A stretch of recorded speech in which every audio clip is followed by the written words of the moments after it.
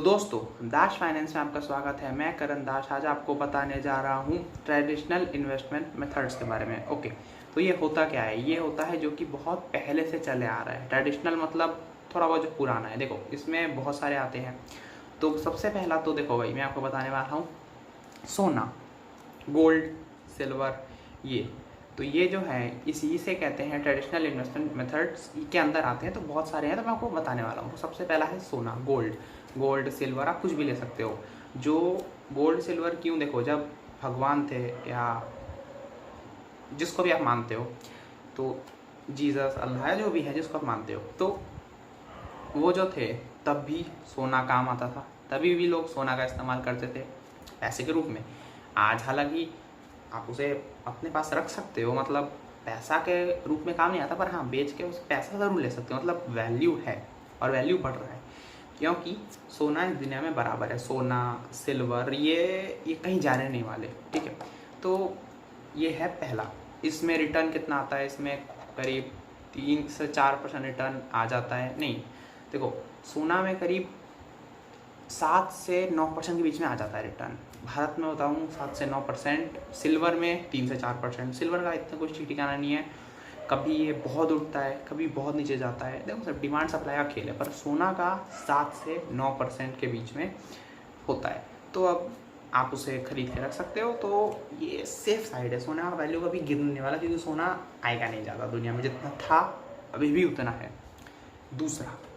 दूसरा है real estate. जी, real estate कब से है? रियल एस्टेट का धंधा आप सोच रहे हो, 300, 400, 500 साल पहले से भी रियल एस्टेट का इन्वेस्टमेंट काम आता था। लोग घर रखते थे, उसमें लोगों को किराए में चढ़ाया करते थे। मतलब उस वक्त ऐसा कुछ टेनेंट्स, लीज वैसे कुछ हुआ नहीं करता था, पर कहते थे भाई ये मेरा घर है, मेरा दो घर बन चुका है ना, मैं तो एक में रह रहा हूँ, तू इसमें रह ले, बदले में जो महीने का इतना दे दियो। तो इसलिए रियल एस्टेट तभी भी काम आता था, ठीक है। तो जो रियल एस्टेट है वो भी एक बहुत ही पुराना इन्वेस्टमेंट मेथड है, जो कि आपको करीब भारत में 10% प्रॉपर्टीज़ का रेट हर साल बढ़ रहा है, प्लस आपको करीब 5 से 7% या 5 से 6% आपको रेजिडेंशियल प्रॉपर्टीज़ में मिल जाएगा इनकम। मतलब आपने घर खरीदा 50 लाख रुपए का, आपको उसमें 25,000 रुपये हर महीने रेंट में तो करीब आ ही जाएगा।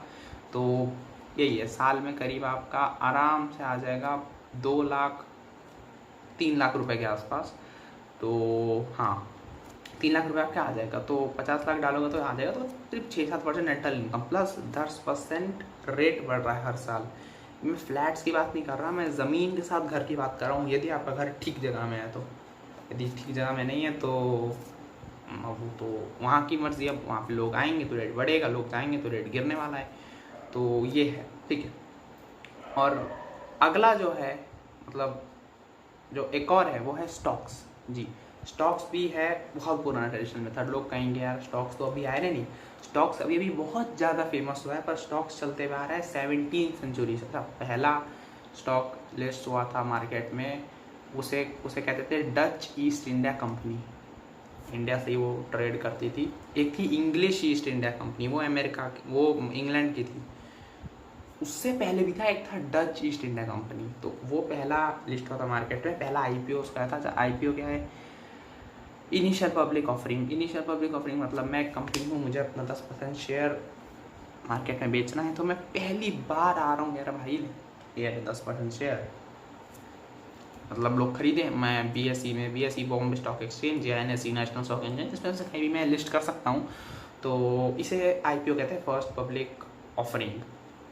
तो पहला लॉन्च हुआ था। तो स्टॉक्स बहुत पुराना है, और इसमें रिटर्न आप खराब स्टॉक में डालोगे तो 0%, डूब जाएगा आपका स्टॉक। आप टिप लेके डालोगे तो डूब सकता है, ठीक डालोगे रिसर्च करके 25% एवरेज रिटर्न। पर एवरेज में बात करूँ स्टॉक मार्केट रिटर्न, तो 10 से 15% के बीच में होता है आराम से। हाँ, यदि आप निफ्टी में डालोगे तो निफ्टी क्या होता है? निफ्टी मतलब भारत के टॉप 50 कंपनियाँ हैं, जो उनका एक मिक्सचर होता है। मतलब निफ्टी 50 उसका एवरेज रिटर्न इंडिया का निफ्टी 50 हो गया 11.5% है। ये निफ्टी 50 अलग है। स्टॉक आप इंडिविजुअल इक्विटी में डालते हो पैसा, ये अलग है। पर हाँ, इंडिविजुअल इक्विटी में खुद देख के डालना है कि कंपनी कैसी है, उसका भी मैं वीडियो बना दूंगा, या वो किस तरह से स्टॉक्स को चूज़ करना है डालने के लिए। और एक है सेविंग। अब लोग कुछ सेविंग अकाउंट 18th सेंचुरी में खुला था, तो ये भी एक पुराना है, पर इसमें रिटर्न मैक्सिमम कोई 5% दे देता है, मिनिमम 2 से 3, सबसे बकवास है, करना मत, पर थोड़ा बहुत अपने पैसे का रखना चाहिए। आपके पास 100 रुपये तो 1-2 रुपये सेविंग में भी डाल देना, खर्चा पानी करने में। करेंट अकाउंट और सेविंग अकाउंट में 2-3 रुपये रख लेना, या फिर आपकी मर्जी है, सारा पैसा मत इन्वेस्ट कर देना, पर हाँ कुछ पैसा सेविंग में रख सकते हो। सेविंग बहुत पुराना है, सेविंग कब से हो रहा है सोचो। उसके बाद से सेविंग अकाउंट्स भी खुल गया ताकि लोग नोट ना घर में ठूसते भरे। सेविंग्स एफडी थोड़ा अलग है, सेविंग्स थोड़ा अलग है, उसका भी मैं वीडियो बना दूंगा। उसका है बॉन्ड्स, उसके बाद बॉन्ड्स। जी हाँ, बॉन्ड्स क्या होता है? बॉन्ड्स एक ऐसा चीज़ होता है, मैं सरकार हूँ, ठीक है, मेरे पास आए 100 रुपये टैक्स। अब मुझे देख रहा हूँ कि भाई मुझे टोटल खर्चा करना है 120 रुपये, रोड वोड ठीक करना बहुत, 120 का खर्चा हो रहा है, मेरे पास 20 रुपये है नहीं। अब मैं तो बैंक के पास जाऊँगा नहीं, मैं क्या करूँगा, मैं कागज़ लूँगा, बड़ा सा कागज़ में लिख दूँगा भाई ये है गवर्नमेंट ऑफ ये वो कंट्री, 20 रुपये का बॉन्ड चाहिए, हम आपको इतना इतना इंटरेस्ट देंगे। एवरेज 7% होता है। एवरेज देखो इन्फ्लेशन से ज़्यादा होता है, इन्फ्लेशन देश में 6% का है, हमारे देश में 6% का है इंडिया में, तो 7% का बॉन्ड का रिटर्न एवरेज होता है, 7-8 ये सब ये होता है। तो सरकार और कंपनियाँ दो कर सकते हैं, ठीक है। एक कंपनियाँ शेयर्स भी देती है, एक बॉन्ड भी देती है। शेयर में क्या है, वो आपको अपना हिस्सा दे रही है, बॉन्ड में हिस्सा कोई नहीं दे रही है आपको, बस कह रही है भाई ये कागज़ लो 20 रुपये का, आप मुझे 20 रुपये तो कागज़ लो, मैं तुम्हें रिटर्न दूँगा। मतलब एक तरह से आप तक कर्जा ले रही है। जैसे मैं कोई सरकार हूँ, मुझे 20 रुपये चाहिए, तो ये मैंने लिख दिया कागज़ में, और 7% करके तुम्हें इंटरेस्ट के साथ चुका दूंगा मैं, तो आप ले सकते हो। उसमें मैं कोई इतना शेयर नहीं बेच रहा हूँ। कोई कंपनी है जिसको कर्जा चाहिए, XYZ कंपनी है या ABC कंपनी है, चलो ABC कंपनी, उसको भाई अपना शेयर नहीं बेचना, मैं हूँ मालिक मान लो किसी कंपनी का, मेरे पास है 51% शेयर, मुझे और अपना शेयर नहीं बेच रहा, पर हाँ मैंने देखा कि मेरे कंपनी का प्रॉफिट 1 करोड़ रुपये हो रहा है, पर जो इस साल मुझे काम करना है जिससे मेरा कंपनी स्केल करेगा, अच्छा रेवेन्यू देगा, वो काम है करीब 1.5 करोड़ का या 1 करोड़ 20 लाख, चलो मानते हैं, चलो 1 करोड़ 20 लाख, तो मुझे चाहिए 20 करोड़ रुपये, 20 लाख रुपये। मैं कहा अरे भाई 20 लाख रुपये है, कोई दे दो, मैं तुम्हें इतने % इंटरेस्ट में दूंगा। यदि कंपनी को लोग इतना जानते नहीं होंगे तो इंटरेस्ट रेट ज़्यादा होगा। यदि लोग ज़्यादा समझते होंगे हाँ ये स्टेबल कंपनी है, ठीक कंपनी है, तो इंटरेस्ट रेट कम में भी चल जाएगा।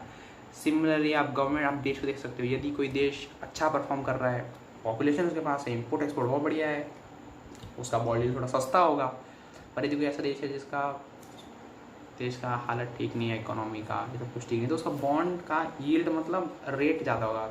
कोई मतलब अंडर डेवलप्ड कंट्री है जिसका कोई ठीक ठिकाना नहीं है, कभी उसका एक्सपोर्ट ऊपर जाता है, कभी इम्पोर्ट ज़्यादा हो जाता है, कुछ होता है, कुछ ठीक नहीं है उस कंपनी का, सरकार भी कुछ इतना ठीक नहीं है, तो वो बॉन्ड यील्ड करेंगे 9, 10, 11, 12% में। अब भारत स्टेबल कंट्री है, कहता है 9-7% में, जैसे लोग ले भी जाते हैं। अब बॉन्ड में भरोसा होता है, और बॉन्ड भी आपको देखो ठीक कंपनी का या ठीक का लेना है, ठीक देश का, इसमें डिपेंड करता है बॉन्ड में कि कंपनी कितनी बड़ी है या कंपनी कितनी ज़्यादा भरोसेमंद कंपनी है। कल को मान लो एप्पल कंपनी बॉन्ड रेस करता है, तो लोग वो तो 2-3% में भी शायद से कोई खरीद लेगा। कल कोई ऐसा कंपनी रिलीज़ करता है जिसका कोई नाम ही नहीं है, बोलेगा भाई 15% में दे दो, तो उसमें लोग पैसे के लिए आएंगे। एप्पल, माइक्रोसॉफ्ट यदि रिलीज़ करते हैं तो वो उसमें भरोसा के लिए आएंगे। भारत सरकार भी हमारी रिलीज़ करती है तो वो 7% के भाव पे करती है, लोग आ जाते हैं, ठीक है भरोसा। मान लो हमारे देश कोई छोटा देश होता तो 9, 10, 11, 12 करती, तो और बड़ा यदि हमारा देश होता और बड़ी हमारी इकोनॉमी होती तो 2 से 3% के भाव में बॉन्ड छोड़ते हैं मार्केट में और लोग खरीद भी लेते हैं 2-3% में। तो ये थे कुछ ट्रेडिशनल इन्वेस्टमेंट मेथड्स। अब मैं आपको अगले वीडियो में मिलता हूँ, उसमें मैं आपको बताने वाला हूँ safest traditional investment methods 1 by 1 कि कौन सा ज़्यादा सेफ है, कितने % का रिटर्न, उनके बारे में समझाने वाला हूँ। और वो वीडियो भी आ जाएगा जल्दी, तो आप इंतज़ार कीजिए। और वीडियो पसंद आया तो आपको पता ही है क्या करना है। और खुश रहिए, बढ़ते रहिए, इन्वेस्ट करते रहिए, अच्छे से रहिए और फ्रीडम एंजॉय कीजिए। Thank you.